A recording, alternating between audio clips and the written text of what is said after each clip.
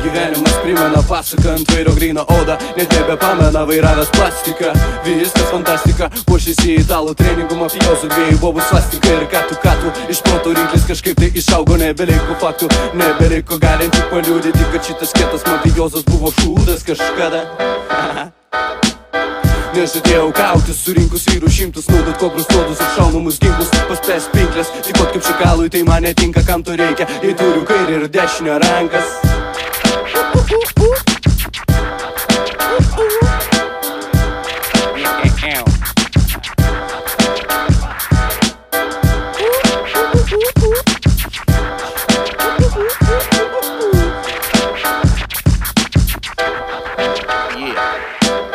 Gal ir būčiau palikęs ramybėj, jei ne fabrikas, ta prasme kokso, ta prasme priežastis viską lemianti, priežastis išardžiusi mano mieste ramybės keturas laikykis. Aš nežadu su šito taikstytis, perit ugnį vandenį ar kas beliktų, ir gatvėse kaip maras paplito, todėl atėjo laikas su pačiu kapas susitikt jau.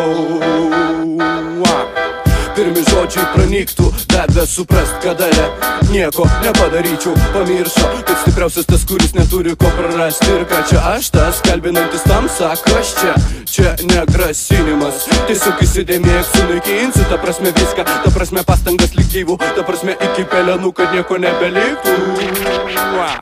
Nugriaunam kokso fabriką, kapo dar truputį liko gyvas, žinai, dar bando gyventi jo. Krauna visiem pohui, vis tiek visi turi kariauna. Krauna, nekrauna, visiem pohui, vis tiek visi turi kariauna.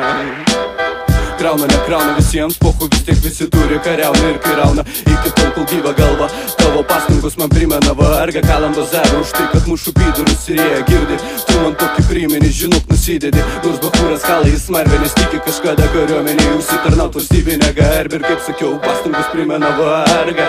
Nusprendė prieš tai dar pakovoti, bet tapti misterių visatą, bet ne tau paimti tą patį paskutinį likusi iš tų aršiai ginusių savojo miesto garbę. Linkėjimai iš miesto, kuris skrodžia dangę, linkėjimai nuo tų, kurių repas skrodžia padangę, linkėjimai ir tiems, kurie turi nusipelnę mūsų visų garbę.